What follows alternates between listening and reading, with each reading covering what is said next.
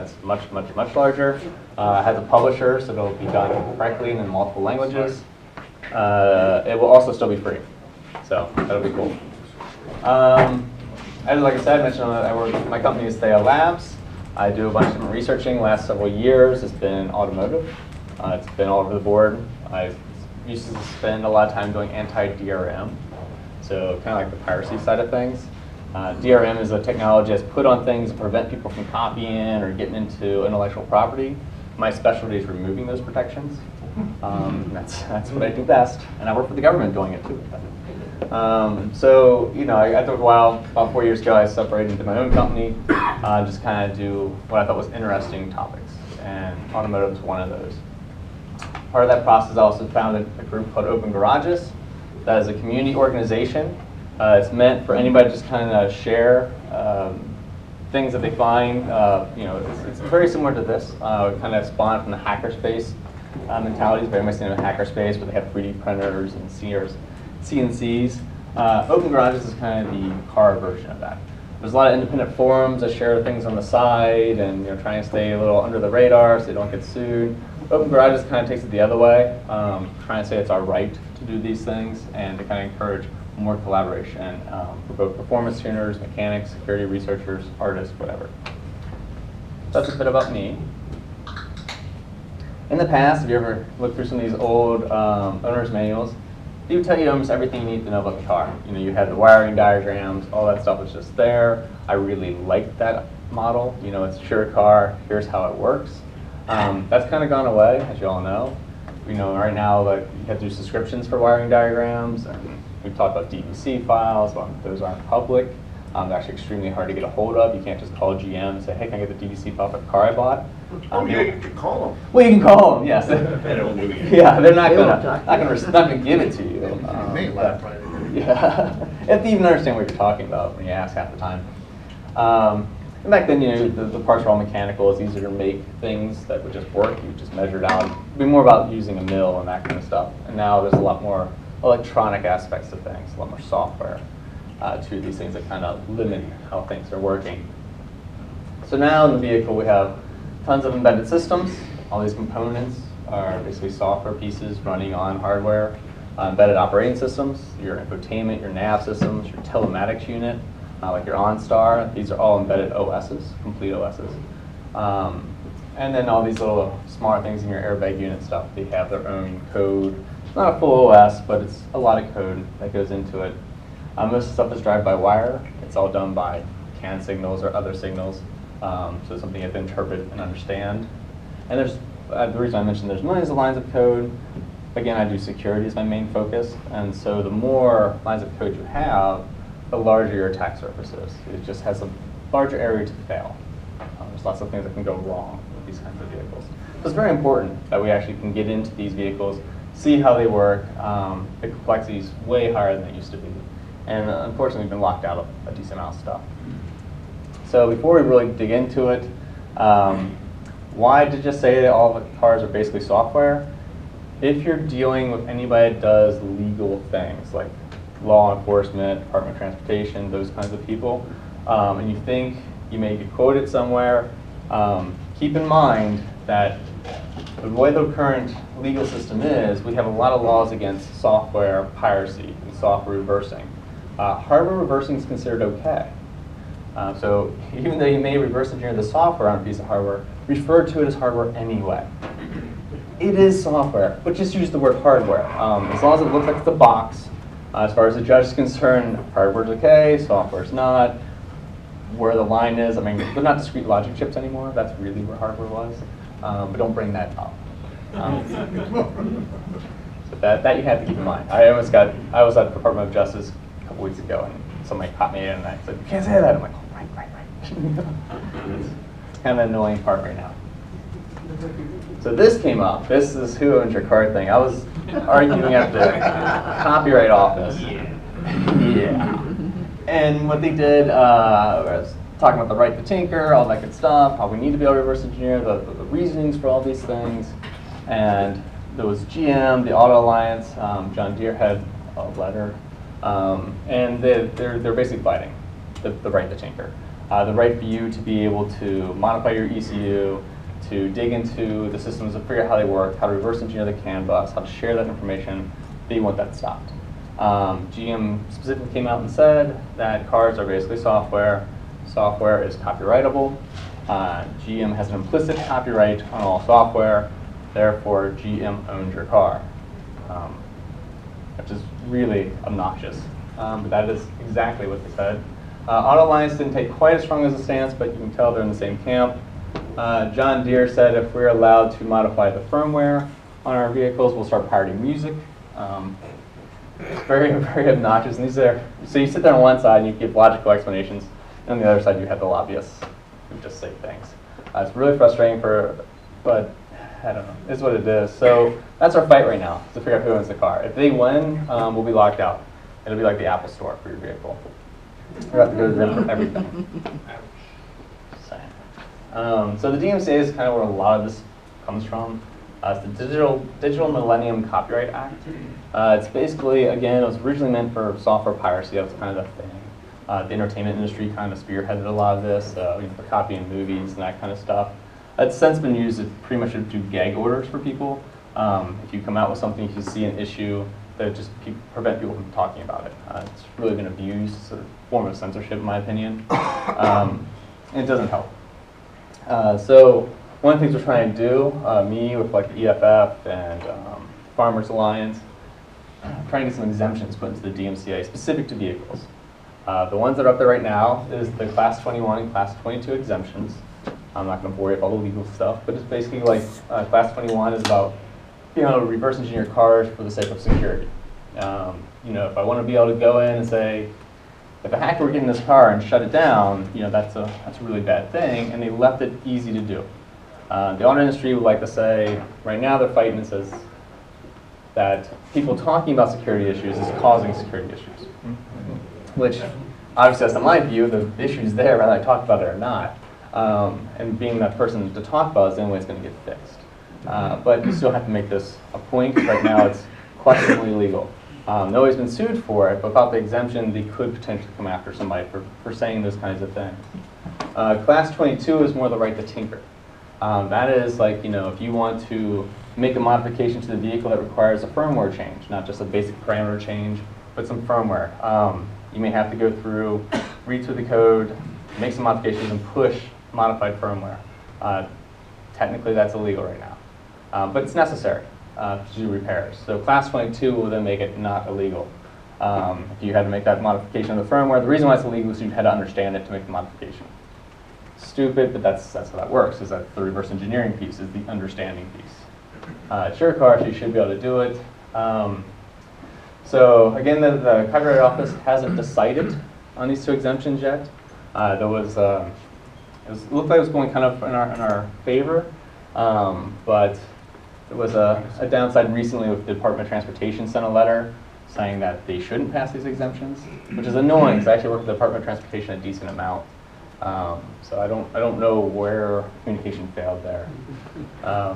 But this is why we kind of have to deal with this. We don't want to lose the ability to have places like this and conferences like these. We will if these things can go through, because they'll give them the right now to say, like, yes, it is against the law. So I've been going to DC more than I ever have, which would be once. I never wanted to deal with politics at all. But it's been such an issue, and there's a land grab going on. So we have to kind of be involved with this. The good news is that when GM told the magistrates that they own their car, they were taken aback. They're like, what do you mean you own my car?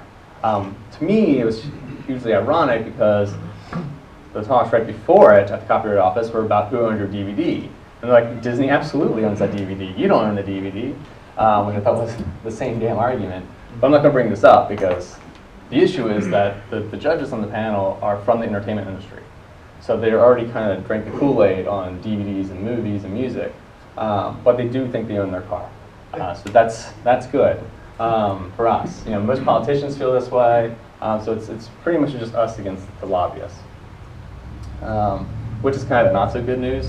We don't have that kind of money. I can't take them out to dinner every night to convince them that, nah, that, if you allow security people or anybody to start tinkering with their cars, one thing that we heard, and this is before the Volkswagen thing obviously, but they mentioned that the reason EPA has these laws is because performance tuners are polluting the environment.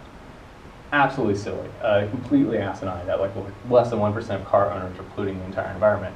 Those laws were obviously in place because the auto manufacturers are doing this. But this is in their mindset because they can take them out to dinner all the time and repeat these kinds of sentences all the time.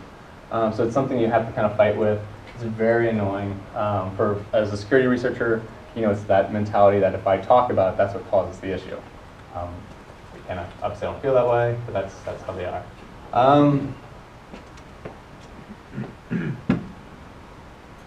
So as far as the threats go, what this is happening now is like, this happened with academia, this happened in the past to other software areas, where if somebody were to come out and say some things, originally the knee-jerk reaction is to have the legal team send them a cease and desist letter and try and shut them down. It's a gag order type of mentality. They do it against academia, they've done it against other things. Today they still kind of do it, but what we're having is the software world, such as the Microsofts, the Facebooks, they've kind of learned their lesson that it's not good to attack academia, it's not good to attack hobbyists and researchers, but traditional markets that see this opportunity to do this land grab and start charging you for every little thing and lock you out, so you have to come to them. The greed's overwhelming the end result. They're not thinking, well, how did Facebook and Microsoft adapt? They don't care, they just want to lock you out. And I think ultimately they'll get to the same point. I'm just trying to speed them up on that one. That browbeating people who talk about your product isn't bad. They're actually huge fanboys. Usually that's why they dug into it. Like for instance, the Tesla, the drivetrain out there. I mean, it's not because you hate Tesla, it's because you love Tesla. That's why you do these kinds of things. But sometimes they misinterpret. They misinterpret our love. So part of it's just communicating. Can I jump in for Yeah, a absolutely. second? Yeah. There have been threats to people who share information. It's not like we're going to kill you. It's worse than that. And the DMCA understand that no one has ever had a judgment against them for any kind of reverse engineering of a car under the DMCA. This is a legal theory. And it would be unlikely that one of them would sue you under the DMCA because a judge might rule in it. It's kind of a blue elephant gun. There's no elephants, the gun's working. But if I actually have to shoot an elephant, the gun might not work. And so how real this is, if you work for a university and they say, hey, we're going to sue you under the DMCA, the university doesn't want to have that legal battle and pay for it however it comes out. And you work for them, and so because of that, it's a very real threat to your employment and your future. No one's ever actually been successfully sued under this law. And as long as they're not, it's a very effective threat. And if you have a business, this might kill your business, or if you have a job, you might lose your job. Simply because the fear of litigation is so widespread, and these companies are big and have big legal teams. Yeah, that's a good point. I mean, they don't even actually want to go to court either. I love the courtroom. Bring it on. We'll do this. Yeah. But I'm in a unique situation that was bred from 30 years of publishing to piece by piece make myself invulnerable. You can't get to me. They don't want to actually get you in court either, because they don't want a ruling, like you said. They just want to drag it out and use all your money. Because if a judge rules against them, the blue elephant gun is shown to be not very effective. Exactly. As long as it keeps elephants out of the room, it's a very effective gun. And if it's tied up in court proceedings, it could stop you from talking, which in essence is the gag order. It's the cease and desist letter, but now enforced by court because you haven't gone to court to talk about it yet. But they'll make sure you never actually go. Court frightens most people, and they do have things to lose: their jobs, or their careers, or so forth, their reputations, and so forth. So these are extremely effective threats with most people, even though it's only a legal theory. Yep. The bull we had torn down at ASU has simply disappeared. Oh, yeah, you just lost it? You just. I haven't been able to find any part of it for almost a year now. What was that? We had a bolt torn down. The double E department had the battery pack up in their labs. It's completely gone. Even the rolling chassis has disappeared. All right, so what you can do to help, obviously we're not going to create lobbyist groups. We don't have that kind of money. Sharing, I love using this method. For me, stories has been the easiest thing. When I get stories, when I can talk about the work that's being done here, when people say, I had to reverse engineer this because I want to accomplish this. Stories where it's not, obviously I wanted to violate road standards, but more like I need to build something, I want to invent something new. Those stories that come from just regular people work really, really well in Congress. When I meet with people and I talk to them, they want examples of why is it. Because what I'm going against is, you've got that mentality, the lobbyists are saying, well, if we let them do this, they'll pollute the earth, they'll kill babies, whatever they can possibly say to get them to agree with them. So I have to come up with all these real world things. If your tractor breaks in a field and you can't wait 3 days for John Deere to send a certified rep, you have to fix it then and there. Those kinds of stories are super helpful to me. Well, here's a couple that are very real. Mm-hmm. Right out there is an Azure Dynamics Ford E-Transit Connect.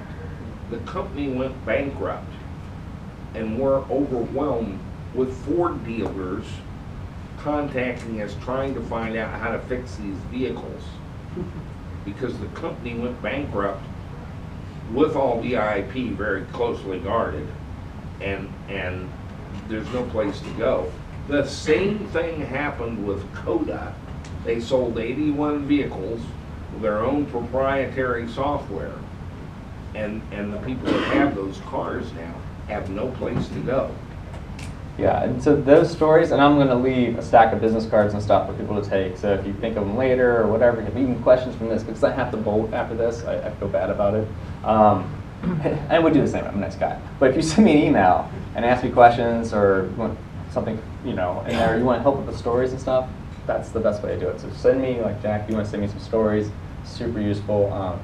You don't have to show up at DC, you don't have to do those. I may ask you to make a letter or rewrite it for you if you don't want to write the letter yourself so I can submit it. Because there's usually a request for proposal kind of thing as to why you're making, like, say, the exemptions.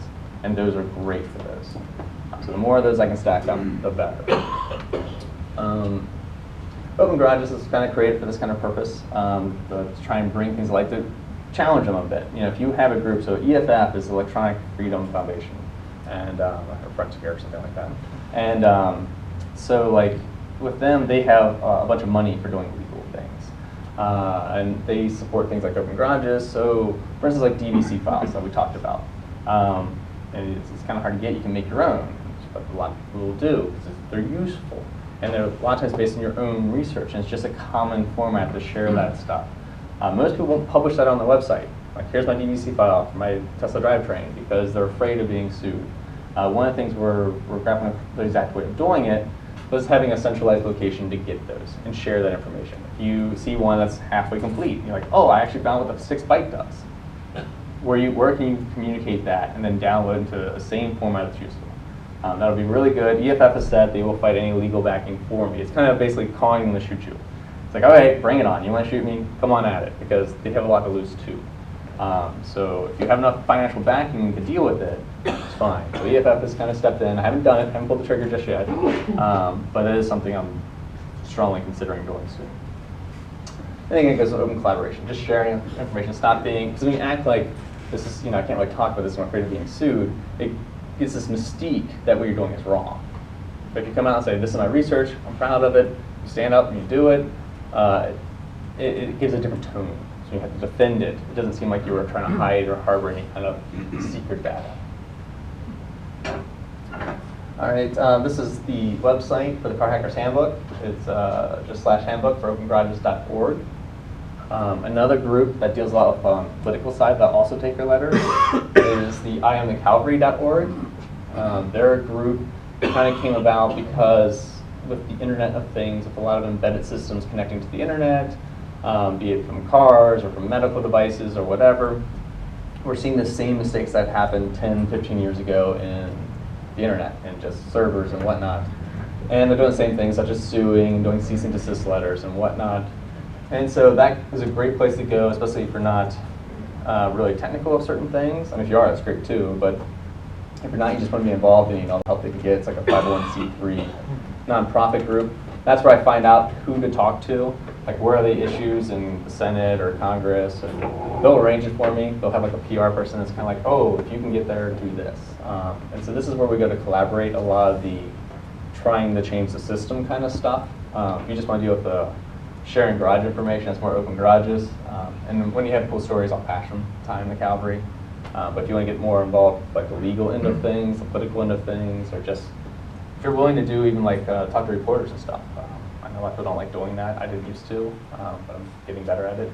I am the Calvary's great. We'll put you in touch with good reporters, ones that won't drag you through the mud or make you look stupid. We vet them. So that's it for I am the Calvary.org. Any questions so far on this? Before I move on to like technical things. Yeah, one? I was just wondering, you said that this hardware is software, but if you put your software in the hardware, who is the software? So GM says it's an implicit license that they own that software. All right. There's still that not line drawn as to what is hardware and what is software. From my computer science background, I would go with that software. It's just housed in hardware just like you would a computer. Yeah. But if I make that kind of connection in front of a judge, it's going to end very badly for me. Okay. So I fully believe that software that's on the chips.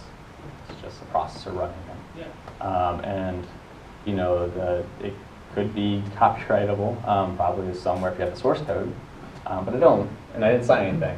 I didn't see anything in my owner's manual that said anything like that. And I also need it, in my opinion. I absolutely need it to understand what's going on. I mean, it could be I could use it to check to see if Volkswagen's telling the truth around emissions. There's lots of things I could be doing with that, and they're useful things, and they're things that the general consumers do need to have the right to do. And that's, of course, that's from my personal stance. But that's where we're at right now. Is trying to convince the rest of the people that have to make a decision now because it is a land grab. You have this, you know, like blue elephant. They like for stronger tools to say, nope, judge says these exemptions can't go through. We can come after you, or we get an exemption that says that's something they're allowed to do. You need to back off. They have a little bit of a problem in that embodied in case law, it is established in law that you have the right to reverse engineer hardware to interface third-party devices to your car. That's established. Hardware. Now they're making the distinction that doesn't apply because this is software covered by a different law, copyright law, and that's the segue. But you're not entirely without defense, is what he's saying. If you claim it's hardware, and ultimately it all is, there's nothing in a car you can touch or feel that's software. It's hardware that does something, and you're reverse engineering that so you can interface your device to the car. That's fair game under law. Yeah, they muddy the waters. You can muddy the waters. It goes both ways. You want to play that game. So Well, if it goes to the jury, show me the software. Where is it in the car? Yeah, love it. We'll show you on the screen. No, on the car. Where's the software? You know, I mean, to people off the street, the argument's that's a not good going to argument. really work Yep. for the No, OEM. I would actually love to see that done in a jury, because I think that would work rather well. Well, if I don't know anything about software and I'm holding an EEPROM in my hand that's essential for my car, that's hardware. Right. Absolutely. Well, So I no, think you can make that here's case. the brakes, here's the steering Right. wheel, You here's can the tell radio. a jury that, and Right. they're going to agree with you. Okay, there's a bunch of software in there. What's that? Yeah. We're going to take your word for it. Show it to me. Open it up and show me the software. Shake out those bits. I want to see them. Yeah, show them. Pull them out. Take the lid off. Let's look at it. All right, I'm going to move into the next one. So we can do, oops, that's not it. So we can do some demos. So I think we're still going pretty good on time. Yeah, we're doing excellent. All right. So this is, called CAN reverse. I know you've heard a lot of CAN so far. So it's not going to be hopefully the same type of stuff. I'm going to go into some other things, trying to keep it a little high level. I'm mixing some demos, stories to kind of show you some things. We won't be dragging out the entire wiring system like that. So the quick overview, like we saw this yesterday, you have this, your bit field. Now that you've kind of seen different things of it, hopefully this will start looking a little more familiar. For that last demo that we showed, this line right here is this. So it's ID 14. 1 byte would be the yellow part. I guess I should color code that. This would be green, this would be yellow, and this would be red.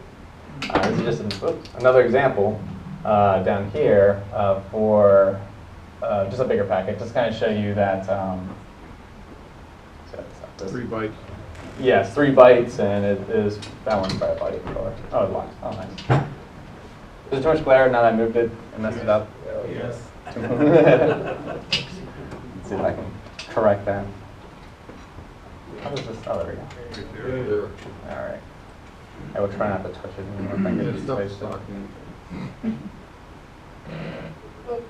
No reverse engineering. Good enough? All right. All right. Won't touch it. So yeah, we're not going to dig in that much more. You have to look at a little bits or nothing. Getting the idea. Oh, funny little thing with this too, from a hacker perspective. We mentioned that all these CAN packets are different, per car. So your DBC file, if you had a certain make model, it'd be different than a different make model.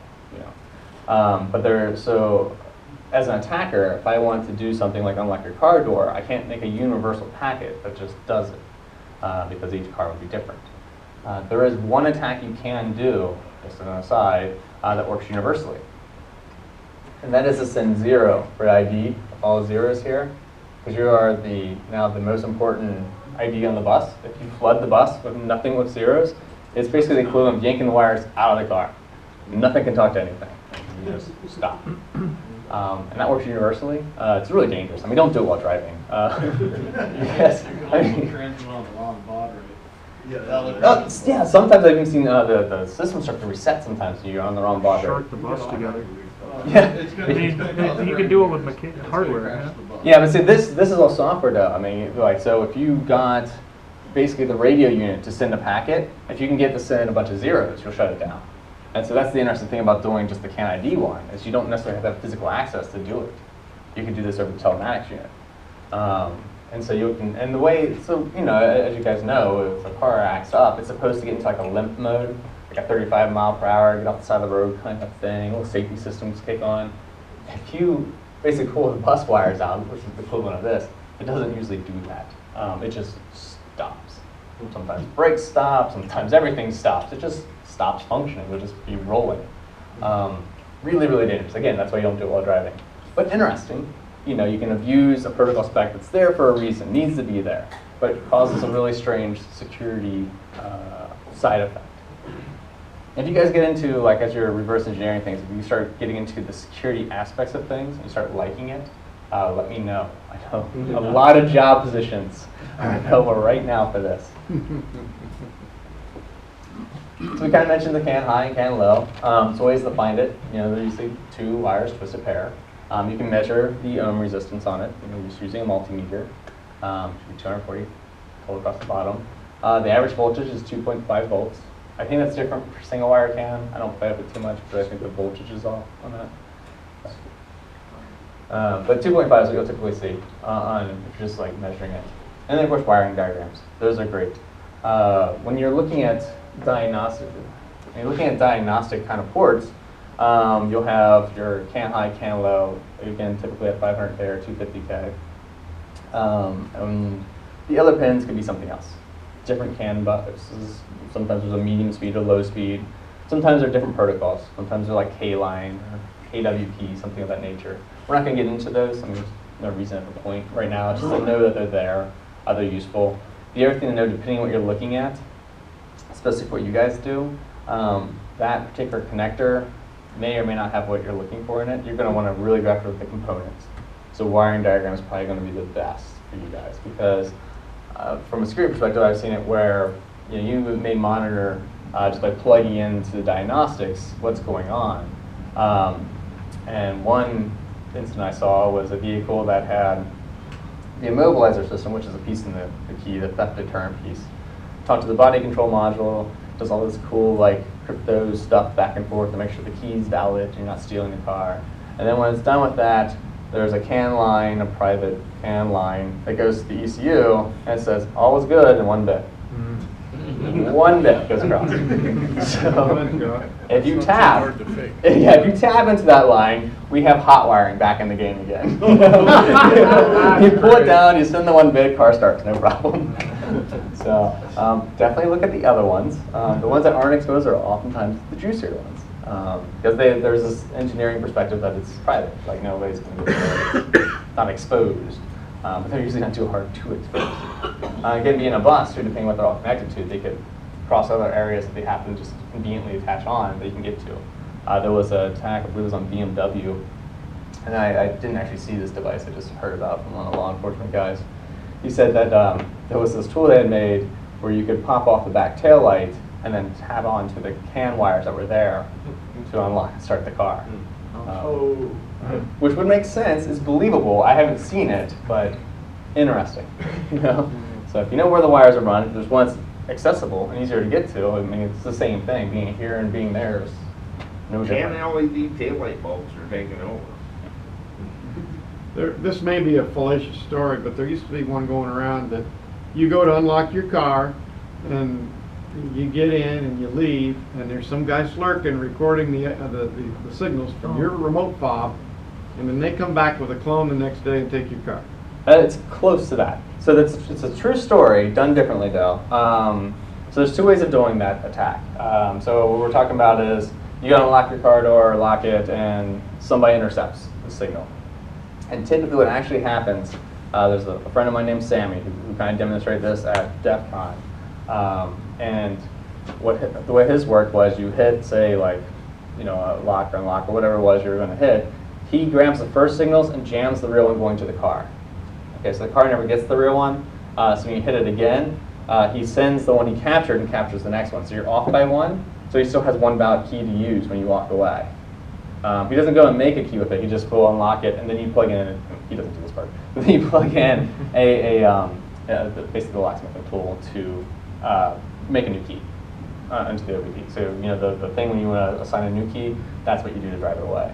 Because once you start driving away, it'll check again, and then eventually it won't get very far. And so, same with the amplification attack. Before I get that one, the other technique I saw before Sammy's was what people were doing is when you walked away from your car and you hit lock, they would just jam it. And so the car door wasn't actually locking. And they would just steal stuff. They wouldn't steal the whole car necessarily. If they make their own key, they can. But the problem with making your own key, you just have to have the master still there. So Sammy can record more than 1 if he wants to. And so he can use it for the programming. But I didn't see Sammy's attack until this year. I did see the jamming one before. The other tool that I've seen a lot of for unlocking cars, and again, there's 2 separate pieces there, unlocking and driving away, but is an amplification attack. This one is if you park along the side of the street or near your house, and you have passive key entry systems. Those are the ones where you just walk up to your car and unlock, you sit in there, you push the start buttons. There's a vulnerability in those is that if you make a very simple amplifier and you get near that car, it amplifies that signal. So if you're inside your house, your key in your pocket can respond and unlock that car door. Again, it won't work with driving it away, because once you get too far away, the amplification isn't strong enough for that. But we'll get them into the car. And that one I've seen the most. I mean, Sammy's is mainly academic, you know, I've seen it demonstrated, but the other one's in the real world. There's definitely being used right now. It actually, the Tesla has that feature, and there have been reports of people living in apartments, and the car is in the garage below, and it's spontaneously unlocking because they've got the key in the apartment above, and it's going through the floor, and that's close enough to the car thinks that you're nearby. It's possible it's supposed to be over top of it. I know Tesla does do some things to determine if you're in the vehicle itself, but I could see some situations where it's bouncing away where the sensors get confused. Just being over top of it. Did you have something you want to say, Jack? Nope. Okay. That's right. Let's see. I think there was something else I was going to say about that if I moved away from the key stuff. That was a tangent in. So, stolen cars with those methods. Just a side story. So yeah. So when this started to get to the news, and I don't really watch news on TV very much, so I miss some of these hysterical kind of things.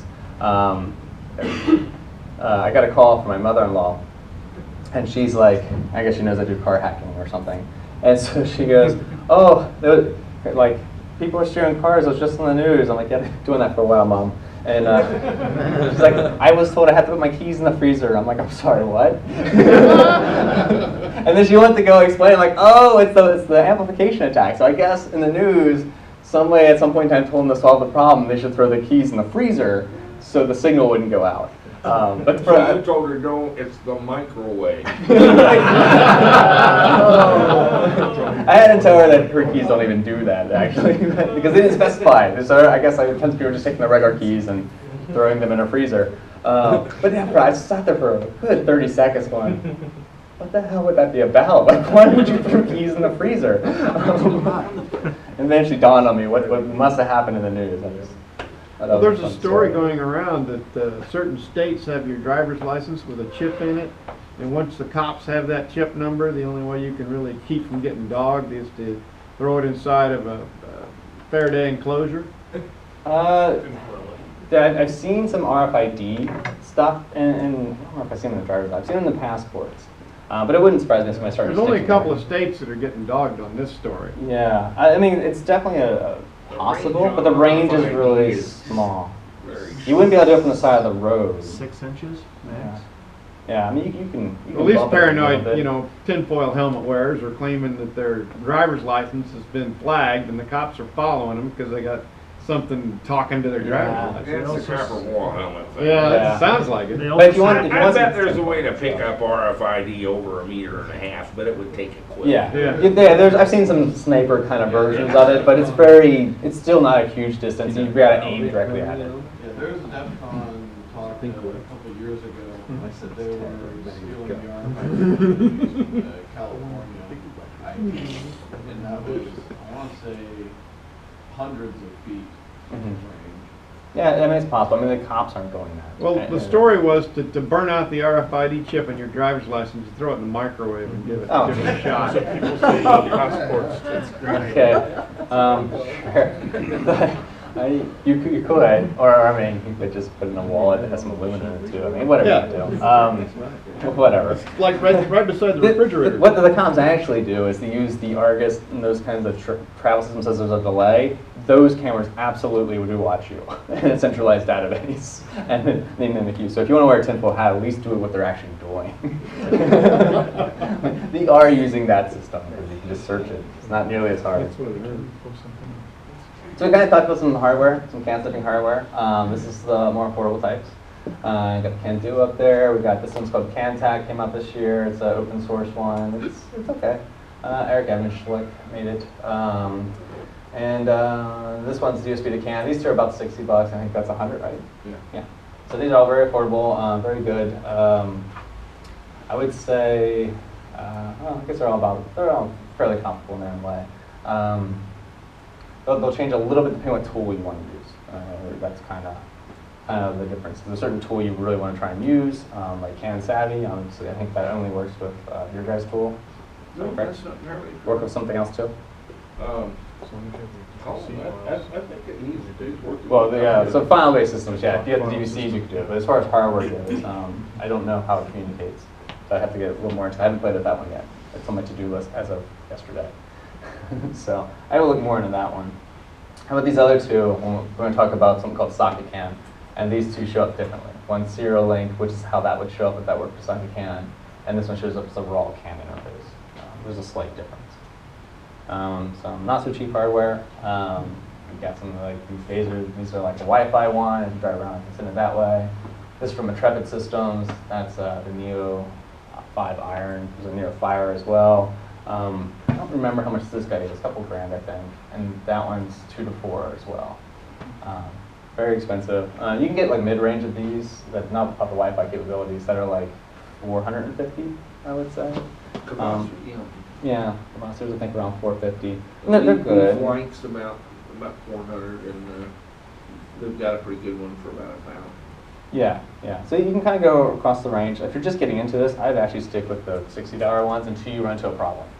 And that'll typically be with speed of recording. If there's something that's like sends lots and lots of traffic, or you're trying to send lots and lots of traffic, that's where the $60 devices will sometimes hamper you. You just don't have that kind of buffer. And that's You need to go to the $100 device. Yeah. yeah. We're doing- I work myself up gradually. We're doing 3,300 frames per second with the EVTV dually, so. Yeah, that one. Well, you have a nice buffer on that one. Oh, yeah. These other two I showed don't really. The USB to CAN's okay. Eric's wasn't yet, but it's still very new, so maybe they'll add a buffer. But I've seen issues with that one. But that one's open source, so not gonna knock it. Yeah, these guys. I mean, they're kind of overkill. This one, the nice thing about this, it does more than CAN, so it can do K-line, KWP. I think it can do some FlexRay. So that one's, but you're definitely paying for it. It does have some software. Again, you pay for the software. Called Vehicle Spy, which is meant for reverse engineering. It's good. I don't know if it's $2,000 good. And SavvyCAN does at least half that stuff, if not more. So, you know, again, unless you really need it, or if that's just going to become your business, you probably don't need to drop a bunch of money on these. So what do the OEMs say about those tools? They don't really mention them. I've never heard anybody complain about them. A lot of times they use them. Most of the OEMs I know use the same. They use Peak, they use Cavaser, they use actually Intrepids for a lot of their own testing. They sell specifically for them. Those are dev tools. Yeah, exactly. Yeah, the development tools. That's a great way to put it. It's just, I mean, it's like a NIC, or like network interface card. It's, you know, they're not against them. Coming back to what you were saying earlier, though, about having the blessing, if you will, to make third-party devices, I'm thinking of like remote starters and stuff now that all that's moving to these little CAN modules. I mean, is there kind of some precedent set there in the sense that they have essentially done what we're doing, where they've gone, taken vehicles? I don't know if there was a battle for them to get permission to get access to these vehicles, to get these codes? Or?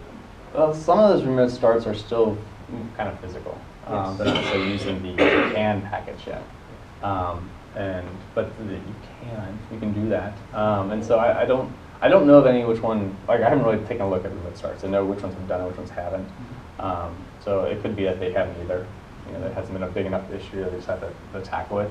It'll probably be more of an issue when somebody like me decides like, hey, by the way, you can start a car half-time just by replaying the startup procedure, which does work in several cars. I recorded it starting and just played it back and the car started. And it seems to be, and the only thing I can figure from this, because it shouldn't work, because the key's not there anymore, it should be that the part that does the key is invalid, but you're telling enough components to start up that it just says, oh shit, I guess we started, and it just kind of goes. You know? That's the only thing I can think of. I've never talked to the engineers who build that, and so I don't know exactly what goes wrong in those cases, but I've seen it. I've actually attached one OBD to another car and started the other car when I started the first one.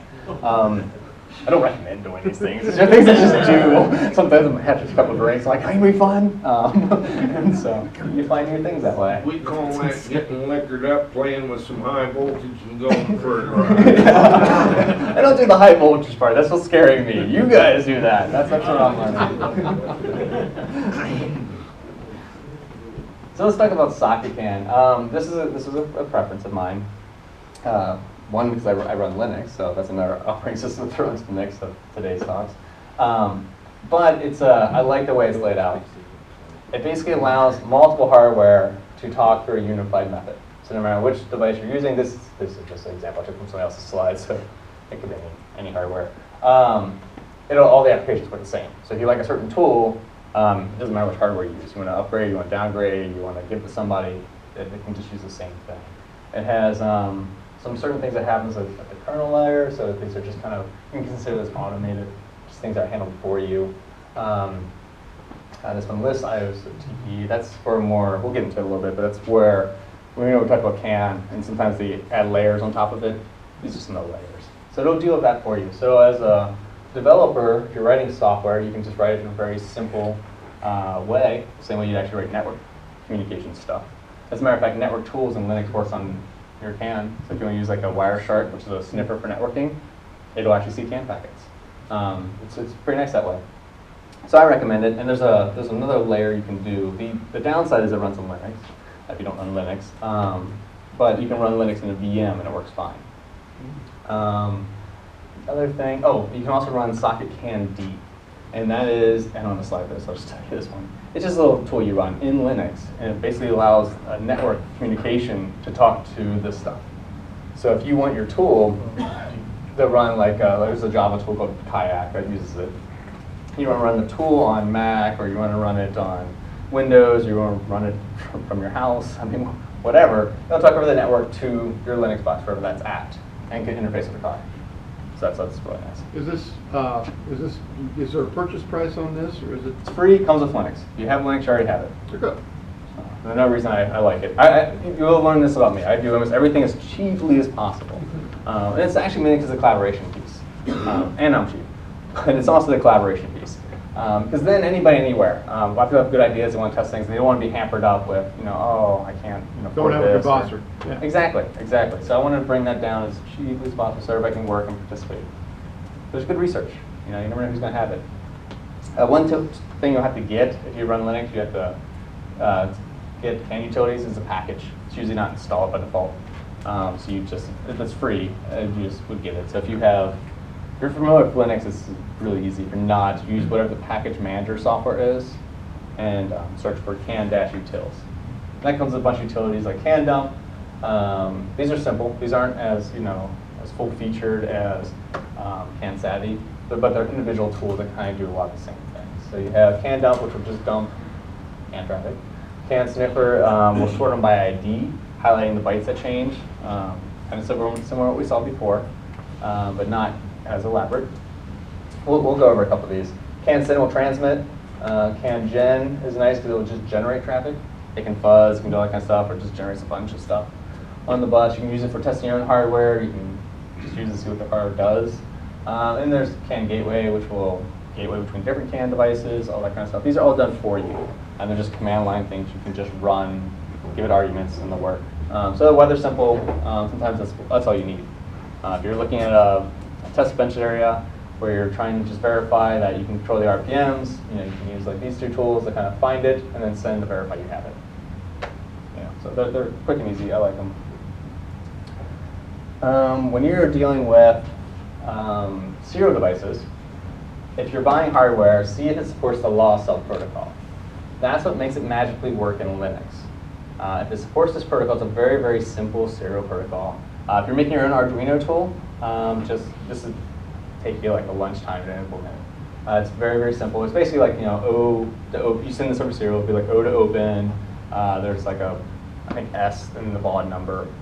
These kinds of things. And it has this like document up here, can232.com, docs, can_USB_manual.pdf. You can also just search for law cell. And then that defines how this protocol works. And so if you take your Arduino, you set these protocols up, when you plug them into Linux, it'll just show up as like a network interface. And all the tools you want to use in Linux will just work with your Arduino. You don't have to then write a separate sniffer and a separate injector. All the other ones they'll just work, which is great. This is just a GUI that kind of does it, because it's becoming kind of a standard across the serial CAN stuff, but it's not yet. Some support, some don't. But if it's an open source project, you can always add it if it doesn't. So in Linux, when you have it, your interfaces are going to be one of three things. It's going to be CAN0. These are things like USB to CAN, Bosser, Peak. Those are just natively supported.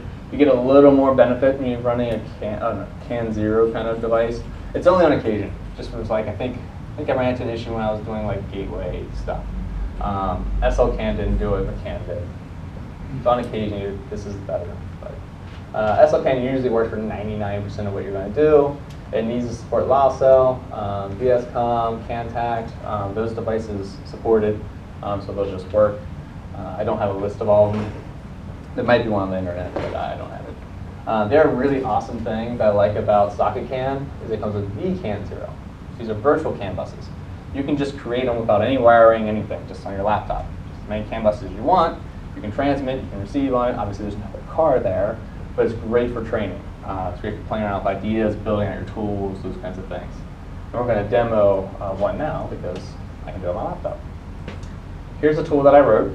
I have a bunch of tools up here on github.com/zombiecrag.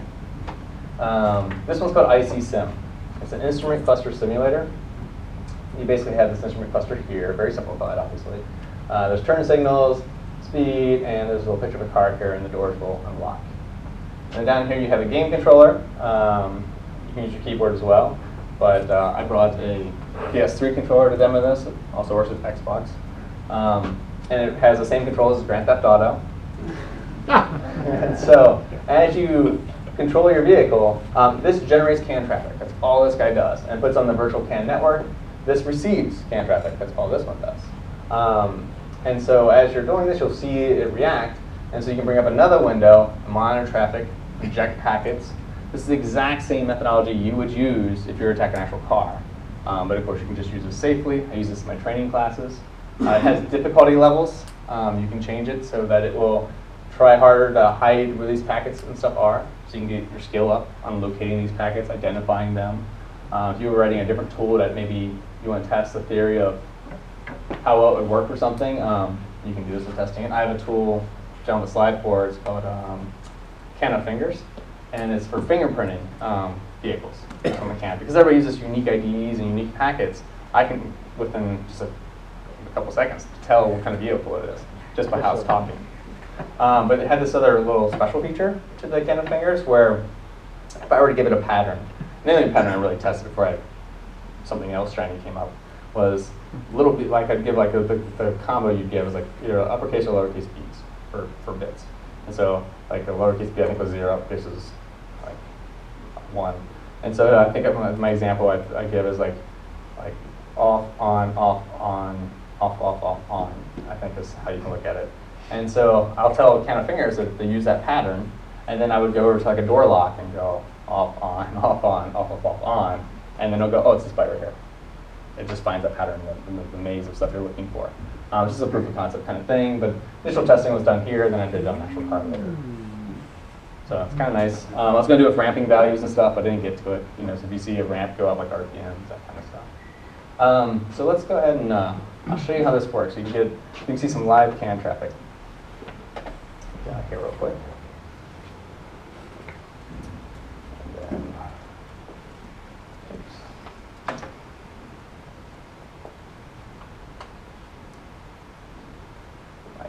controller working? I'll drive some stuff over to it. Control plus.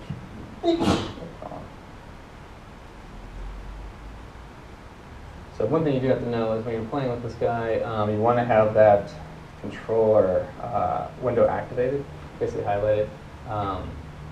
It's a mistake I make constantly. So this is CAN sniffer on this window. So it's very similar to what we saw before. There's a bunch of CAN traffic going by. The bytes that are changing are red. And this one has ASCII on one side, hex in the middle, IDs are right here, time differences is here. Other tools, like you had mentioned, like, oh, you wanted to have the ability with savvyCAN to send it back at the same timing that it was received. What you can do, I haven't tried this, but it should work fine, is you take, is it CAN Savvy or savvyCAN? savvyCAN. And then once you've recorded it and done your testing with that, if you want to, you can save that text file over. And there's a tool called CAN Player, which does exactly that. It plays at that time. That's all it does. But from CAN Utils, there's these very simple tools that do little pieces here and there. So if you're missing something with one of your tools, this can compensate and throw that in there so you don't have to wait for updates or stuff to happen. This is what traffic looks like. The way this works, again, this is grouping by ID, highlighting the byte changes, and then if there's a lot of traffic on this one, but if there wasn't so much traffic, they will actually start getting rid of ones that appear over and over again. These don't seem to be that interesting. They're not really changing. It'll just take this off your view. So it's really nice. If you didn't do it that way, if I were to use like a different tool, I'd use CAN Dump. That's like a Wireshark type of thing. It just scrolls by, and this is, you know, it's a pain in the ass to read. And so I prefer the ones that group by IDs. Any sniffer work with salt will do that though. That's really not abnormal. Now, let's get up the tool here. Where's my cursor?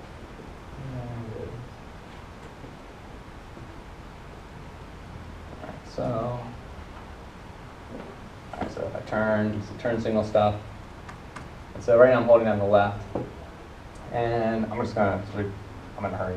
So if we're looking, look around this area for something that's like 2, 3, 4, whatever, something that's blinking on and off at that time. Now I'm gonna go the other direction. It changed to a different number, and it's going at that same interval. You'll start to see it. It is around the 188 area. So I'm going to go the other direction now. So you can see, if you can see it from back there, it's going from 0 to 2, 0 to 2 every time that light comes on. If we go the other way, it's 0 to 1. The way this is set up is you can do door unlocks individually or as a whole. Those are triggered CAN messages. They only show up when you're telling it to do something, like unlock the car door or lock the car door. So those are usually what I start with. Look for those because those are one-offs. They can be hard to find in a lot of noise, but you can have full control over them. The other one is the lamp. That's the lamp of the instrument cluster of turning left and right. That happens on an interval. Sending a CAN send of the packet that unlocks the car is one line. Controlling a turn signal, you're going to have to send multiple packets. You have to send it for off, on, if you want to simulate that. I usually have my students make hazard lights for this one. So that's their challenge. Identify the packet and make hazard lights, because the game controller won't make hazard lights for you. So you have to then understand, if you saw the light on the right was a 2, and the light on the left in the same byte showing up as a 1, what would you need to do to put both of them on at the same time? Use a 3. And you try it, and if it works, you're good. Same kind of thing can happen with the car. You can get a binary display too on the side of this, but it's kind of what to look at with this tool anyway. And then you have your RPM and the thing. So if you're accelerating, in this case, it'll stop you, I think, at 80 or 100 miles. There's a limiter on it. And so of course, your challenge is to go up to 260 or some ridiculous number that's on that screen. And that one's one where you have to talk very fast, because RPM talks very fast. So you have to talk faster than the one you're trying to override, because you can't shut down the real one. All right, so if the real device is saying, and this is true in a car, if it's saying your RPMs are a certain way, and we're talking about security here, from an exploit perspective, I didn't take that device out yet. I just want to override what that device is doing. So if you're replacing the component, you don't have to worry about that piece. If you're attacking a component, you're competing against it. And so you can either talk faster than the target device, or you can be a little more crafty. You can see how often it talks and talk directly after that device talks, and about the same speed. That'll work too, without flooding the bus. Or if you can work more at the hardware level, and we're not going to get into this because we're going to pretend that isn't there, but you could just yell when it's in the middle of its transfer. So if you're actually down at the driver level, when you start to see that ID come up, you can just go blah, and then it'll get a CRC error on the bus. It'll discard that packet and wait to retransmit, and while it's waiting, you send your fake one. And because CRCs happen all the time and things get discarded, like an intrusion detection system on a car won't see it. Not that there is one, but when they eventually make one, it won't see it. So down the road they will. They're going to do the same thing that we did in IT and servers. They'll put firewalls in first, and that won't work. And the intrusion detection, I just told you how that won't work. And so that's the route this is going to take. But that's the difference between replacing a component and doing like security exploits. It's just competing with the existing device. So if that area is a little more interesting to you, it pays well too.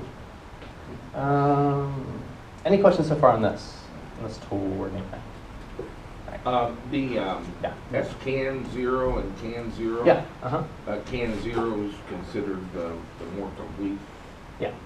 Okay. Yeah, but just by a little bit. And it's just on occasion I've run into certain tools I want to use, and that they wouldn't work. And the reason being is because SLCAN 0 has an extra daemon that runs. It does the translation between serial and the network interface. And so there's some low-level kind of network interface things you may want to do that just won't work that way. It's because that extra piece apparently gets in the way. The guy who wrote these, his name is Oliver Harkup. That's how you pronounce his last name. And he wrote a lot of the Linux kernel stuff. And if you were asking him, he's like, yeah, just one. He didn't really go into details of the why, probably because it would take like an hour. But he knows the stuff very well, and I just went with that. So I think the only time I ran into an issue was when I was making a gateway device. I was making things basically route very quickly from one to the other, and then serial link didn't work as well. With you guys, I think with your own tool, you'd probably do it in that instead. Like since you have your own Arduino board, you'd probably just code that to do it. If you're just generically trying to do it, like between two different diverse devices, you want it to show up as CAN 0. So then it'll be handled at the kernel level. That's one thing that's a little bit. So I mean, on our device, we want to shoot for CAN 0. I don't know if you need to. I think the easiest one to get up and running would be SLCAN. Because I think you can do that and be compatible with your other tools. As long as, the way it probably works, assuming that the way SLCAN always starts, and I'm getting a little on a tangent, a little detailed here, but it always starts with open, like OpenCAN. It's kind of a ridiculous thing to say, but open your bus, and I think it's an O, and then whatever bus number. So once you saw that, you know they're talking to this protocol. And so if you had other serial commands you could do, you could have a state that just says, okay, we're not going to do those since we're in this mode. And then if you support the other ones, it would just work. I would do that one first, unless you ran into an issue. Because then, unfortunately, to do the other route, to make it show up as a CAN 0, you have to write a kernel driver, which is a lot more work. You could probably do SLCAN during lunch. The other one might take like a week or two, maybe a month of work. Doable, but it's typically like for making your own boards, like completely, is when you do that one.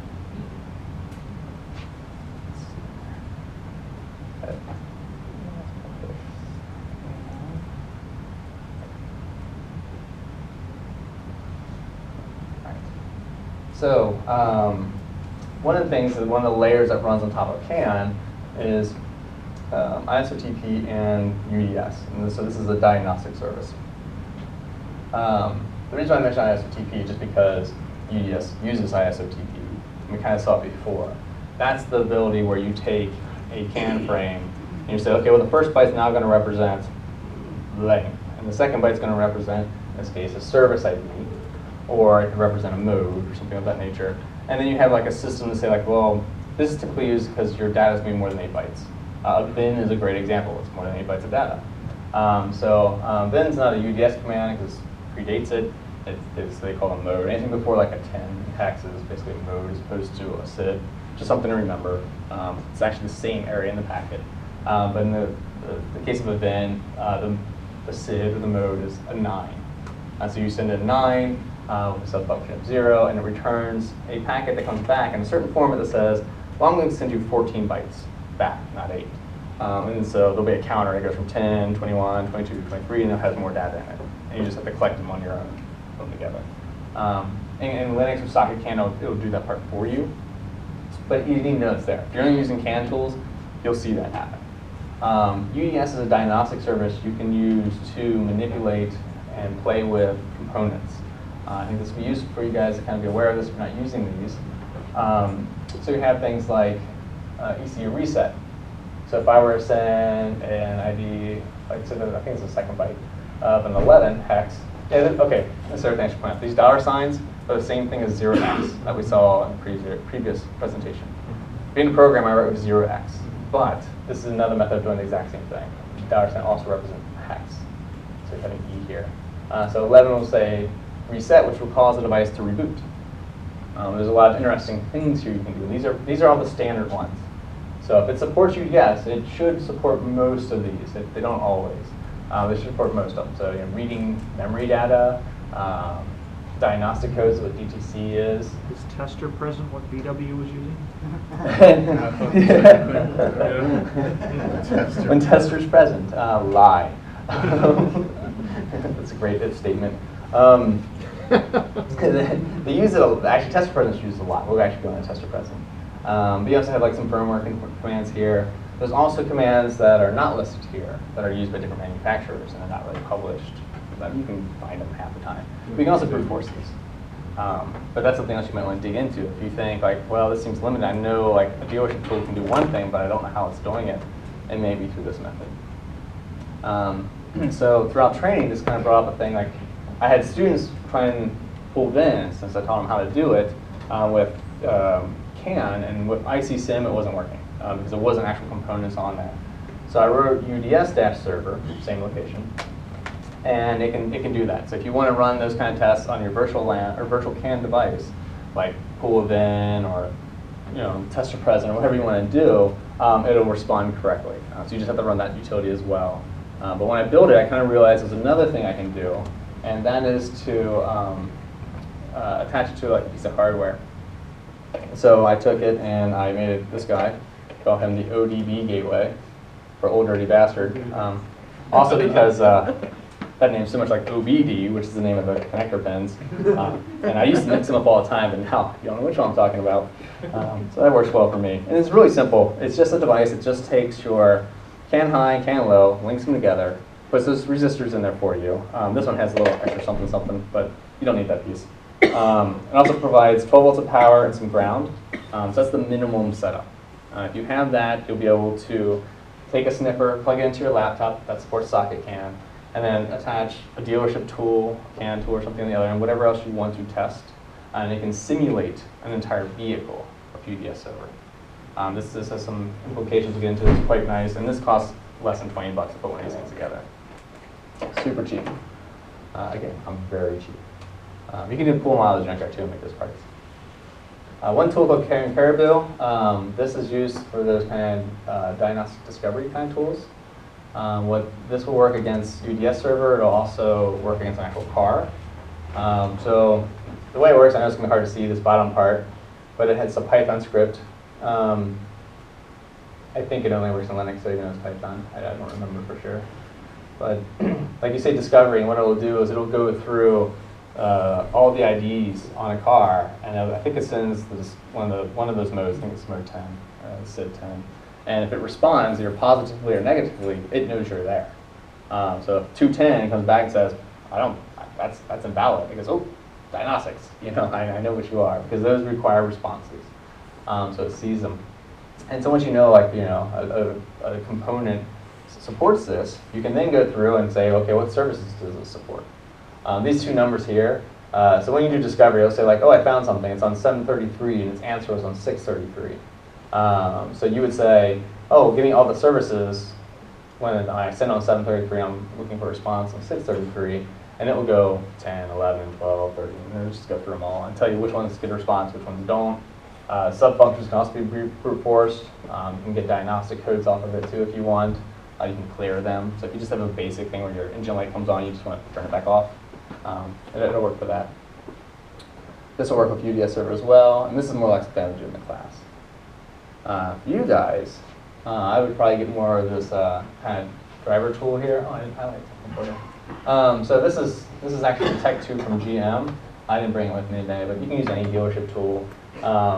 They'll do things and like run actuators and stuff. So if you were to say like unlock the car door, it'll go and unlock the car door. If you want to know how it's doing that, you put the dealership tool into ODB here, and then your sniffer on the other end, and then you just select it. And it tells you exactly what it's doing. And it'll lie to him the whole time. It'll think the car's there. It can make any car you want too. It can give it false VINs. It can tell it whatever it is. And so it'll do things where this guy will pull. There's a packet here. I'll explain. This is a free test the present.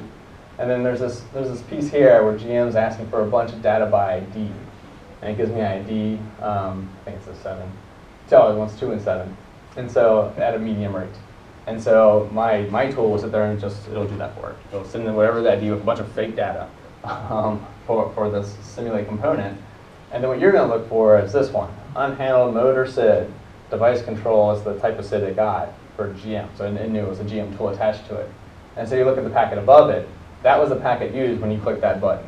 So you literally sit there on your screen and go, oh, I want to turn on the windshield wipers, hit it, and you look over at your other screen and it says, oh, didn't know how this packet worked. If you play that packet back, it does that thing. It locks the car door. It does the windshield wipers. Whatever it is you're doing, it's going to tell you what that tool is doing.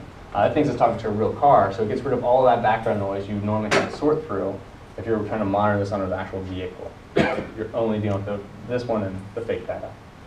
So it can sort through that.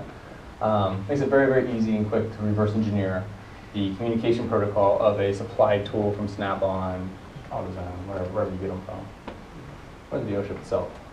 So a little bit about tester present. You do need to know it's a very simple thing. It's just one packet that comes out. It comes out every 2 to 3 seconds. And so a dealership tool or any kind of tool doing like diagnostics will oftentimes send this packet on a regular interval.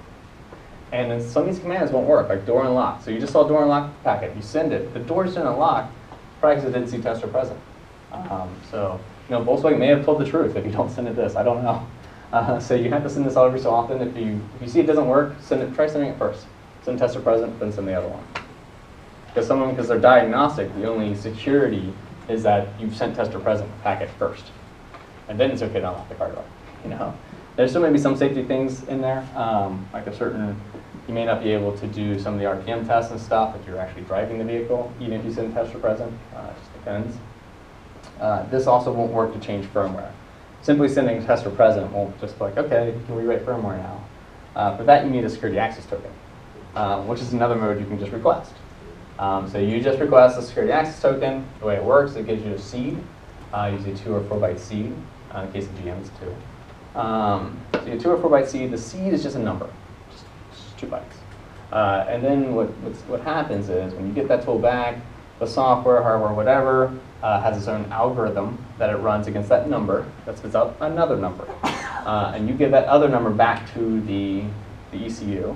And if that number is what it expected to see, it unlocks access. Sometimes this access has multiple levels. Some vehicles do that. Sometimes it's just, cool, you can write anything you want to the firmware. So it requires a response. The ways to get that code, there's a couple of them. You can brute force it. You can just start guessing them. It's very quickly go back and forth. One of the issues is that if you try and brute force, sometimes it'll tell you that, well, you've exceeded so many attempts. So after like the 3rd or 4th try, sometimes you get an error back as a response back, and it's just like invalid, or I can't remember what the actual number is for it, but it's something like too many tries, all right? And so a way around that is simply to send that ECU reset I mentioned. Go, oh, you should just reboot right now. It'll reboot and start the counter over. It doesn't take long for these things to reboot either, so you just make your code, open this, send a reset, maybe sleep a second, try some more. If that doesn't work, or you can't figure out how to, sometimes it takes sub-parameters, you can always set up a relay to the power. If you're supposed to make a test bench unit, so you have your little Arduino that has extra pins on it anyway. You wait for the answer to come back, says, oh, you tried too many times, tell the relay to reboot it, try some more. So you can get through it. And once you have it open, once you get the right seed back, send tester present. Stop your brute forcing, keep sending tester present, and I will leave it open. So you can write firmware, do whatever you want to it. Brute forcing methodologies for it would be like, if you request a seed, the first thing I would do when I'm working on new components, I'll request it again. I might send like 1, 2, 3, 4 as an answer, but I'll request it again immediately after. If the same seed value comes back, then I want to brute force the next number, 1, 2, 3, 5, 1, 2, 3, 6. If a different number comes back, I don't. Leave it the same and keep requesting the seed. Eventually, you'll get a seed where the answer is 1, 2, 3, 4. That's the fast way to go with that one. And again, you'll start to use the reset.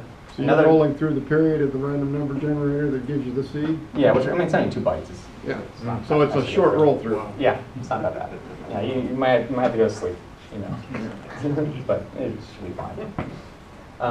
Reading memory is another way of doing it. This is if you're going to do it a lot. You probably won't take this step. So one of the services you request is reading memory areas, like an ECU. Sometimes it's by ID, sometimes it's by something else. And when you get these IDs, it'll be different things. The GM tools will do it just for getting like VIN number. It won't use mode 9. It will say, I want to read memory by the ID 90 is actually what it does. And then when you get that, that's the VIN. So what you can do is you can scan these memory regions. Request a seed, scan the memory regions, and do that till you see the seed. This isn't always there, but if you see the seed, a lot of times the next 2 bytes are the answer. And so then it's consistent, because they'll pre-cache the answer. And so once you read that memory and you see your seed, then you can just make your script that says, whenever I request this, I'll read that memory and give them the right answer. And then you can write this as many times as you want. So it's worth taking the time if you're going to do this a lot, then I would do that one. You can also, if you were to get some third-party tool that will do this kind of answer system for you, you can reverse engineer that if you have a software background. It's up to you on that one, but those other ones work pretty consistently across the board. Example for rewriting the VIN. Start my time real quick. So, and so you can, like for instance for GM, they keep their memory address in 90. So there's read memory by ID, there's also write memory by ID. So once you have that secure ID code, secure access token, if you were to use 90, that would write VIN. And you've now changed your VIN. Coincidentally, this is Opponent Open Garages. This why it has the leet speak with the 3s and the 4s. That's 1 to be cute, but 2 because it has another purpose. This byte right here is your VIN CRC checksum. It just happens to be a 3 when everything's laid out this way. So that's a valid VIN. It'll pass all the tests, which is I just find funny. that's how you would rewrite those. Pretty simple. It's good to know. I mean, not just for parameter checks, for firmware changes, those kinds of things. These are the methods to do it. I typically use a test bench. I don't usually use my actual car. Usually, it depends if my wife's around or not. That's what it comes down to. But we have one car, so she gets really temperamental. It's understandable, I guess. So I go to junkyards, where I get most of my parts from. I think a lot of you guys are pretty familiar with how to build these. But just to show you my layout, this particular one is one I bring to class. This is the body control module. This is the Chevy model, 2006 pair. Instrument cluster, there's an ECU behind there, and I have the depth deterrent key on the other side. So this is pretty much just a starter car. Has some dials that people can see, because again, I use this for training. And then I've taken some potentiometers here, and I've wired them into temperature and fuel. This is just a resistance value. And so as I change these, you can see the dials move. And it's not changing to the instrument cluster. This is going to the ECU. I'm simulating the engine sensor data, which causes all the CAN packets to be sent, which is why this works really well in a classroom environment. They can turn a dial and immediately see responses from their moving their hands on the dial.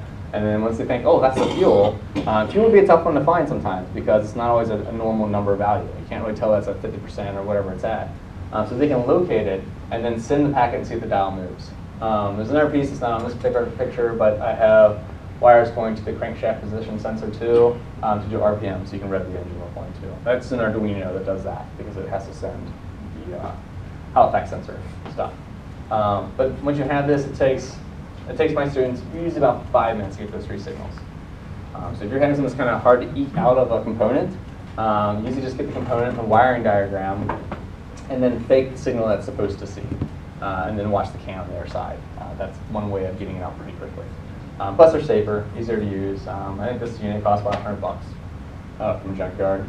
Mainly because people don't buy these components, and nobody buys this stuff, so it's like a bunch of plastic. Like, oh, not recycling? Well, don't I have to burn the VIN the VIN number from the car into that dash unit to make it work in the car? I get them all from the same car. But yeah, for this particular thing, if I want to have the theft deterrent and the body control module to work now from separate vehicles, that would be tricky. Yeah. Yeah, so no, I intentionally got these all from the same car, so I didn't have to deal with There's that. a lot of boneyard parts. I'd still have to take them to the dealer and have the VIN number burned into the dash module to make it work. Yeah, you might have to, but yeah, and that's the thing that kind of sucks with that too. If you're not at a stage where you can actually run the whole thing, or at least get it booting, it's harder to write some of these things. And you'd also have to spend some time getting the secure access token to do it yourself. Because it was like $250 for. There's guys in my town that they have a simulation module they plug these dash units into because they have stepper motors. And they have to have the equipment to test each one of those, and then they'll rip it apart and rebuild it and change out all the stepper motors. You can get your rebuilt dash unit with all fresh stepper motors now. Oh, interesting. Cool.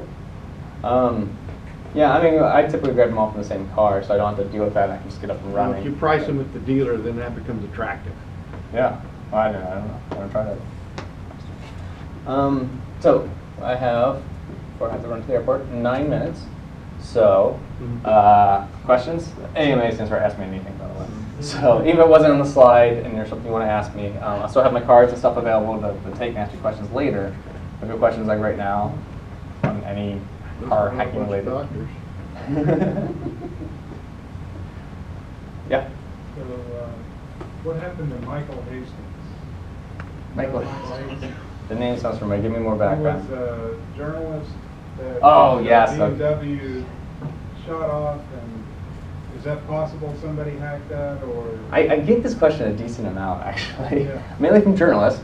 Yeah, they're very concerned about being killed. The story is basically like, it was like almost like a nation state assassination via car, where he had a very suspicious car accident. And is it possible to do car hacking to kill somebody? The answer is it absolutely is. The problem with the speculations is we don't have proper evidence recording in vehicles. We have no black box-like system. The closest we have is the airbag sensor controller, and that does some things. I mean, it's like your speed, your braking, like where your seat position was, how heavy you are, as recorded in these things. But still, that's not going to help when it comes to hack. I mean, I know you're in this chair. It's because it's all for insurance. We just want to make sure you didn't switch seats with somebody else when you got in a wreck. That's all that's really for. So if I were to get into a telematics unit or an infotainment through the cellular line, through Wi-Fi, through whatever I got into it on, and I were to broadcast like all zeros to the CAN bus, there would be nothing that would tell you I did that. And right now we're at a state where even the infotainment units, if you were to say like, I think some of these files have been changed, the auto industry does not know what files are supposed to be there. They don't know what versions they are. It's a fire and forget kind of thing. We built this back in 2000 whatever. I don't know what files should be on it. So we're in a bad state when it comes to that. So it's all speculation. You can't really say one way or the other. It's definitely potentially possible.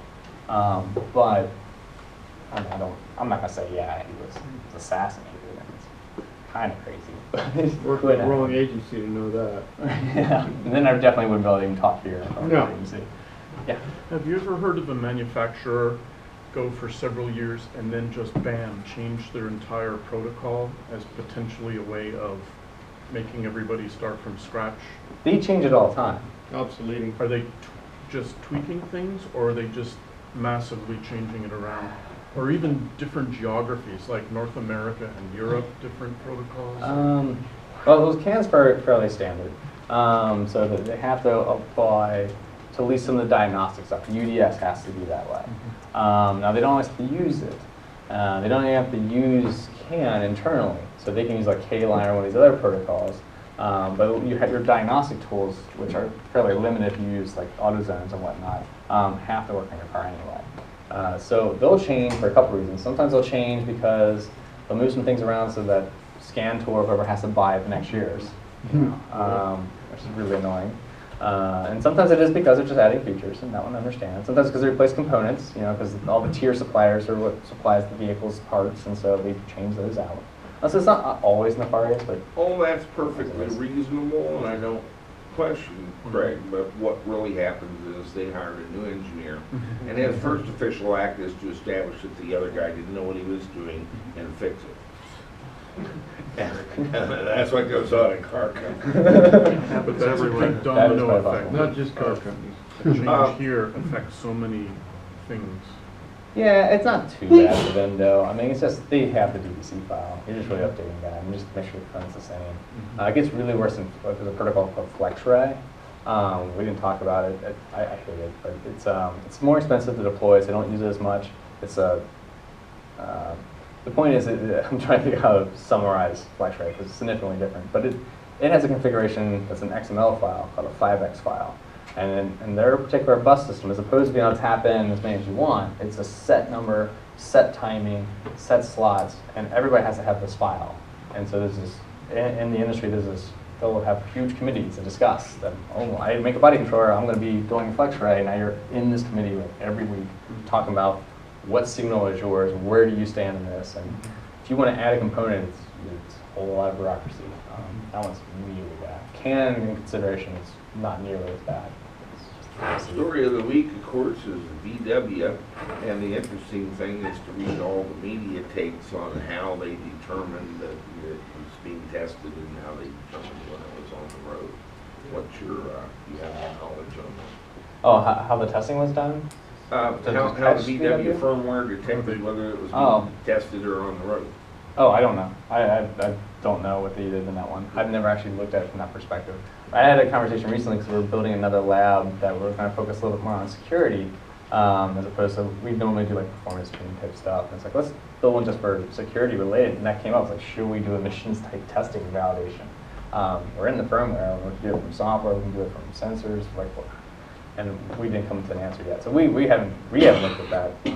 Open Garages in general hasn't looked at it. So I wouldn't even know. I haven't been on that side of things. It's almost an area to stay away from because it's EPA controlled, right? Yeah, it's kind of their job, but it does validate more like, if you allowed us to look at it, we could have maybe caught it.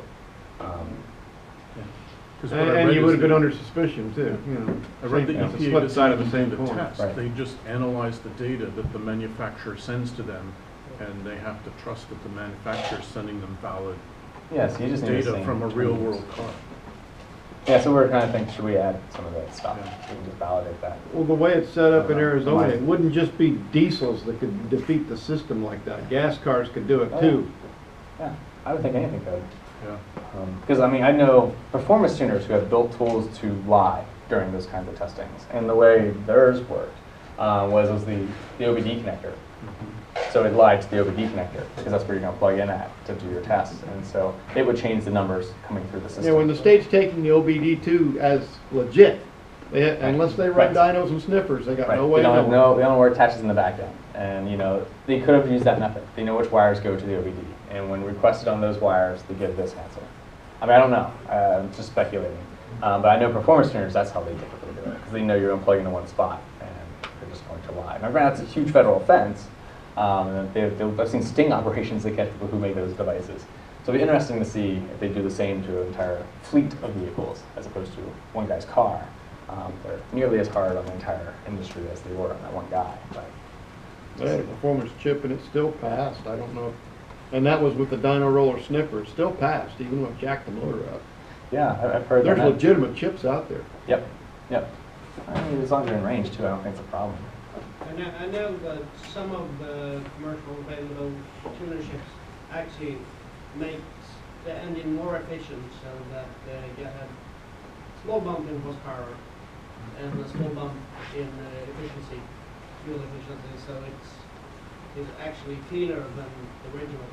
Yeah, That's been done. Yeah, sometimes even, you know, you can make changes too if your fuel ratios, it doesn't really hurt the environment too. It's just you want to go faster, you know, you get more fuel, you don't pay for that, it's fine. It's not hurting the environment, not out of the scope. So I think there's a totally legitimate usage for that. Well, some of those changes can damage engine parts without blowing your emissions. It's your car. Whose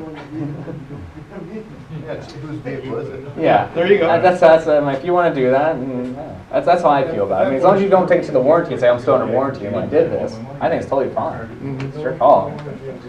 It's 2:30, I think that's Oh, when your okay, yes. glass slippers start That's in or right. something. Yeah, pumpkin or I'd something. like to give you a EVTV Dewey, All right. and maybe you can figure out how to work that with hand tools. We'll do that. And thanks for being with us.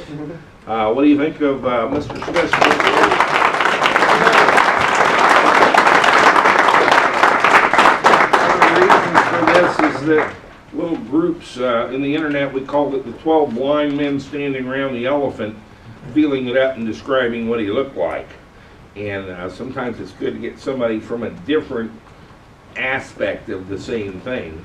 We're kind of plowing the same ground, but from different directions, and see the tools they use and how they approach it. And I love to do that. So it was a big deal to bring Craig in and kind of mix him in with us for an afternoon. So thanks for being with us. Thank you guys. It's been awesome.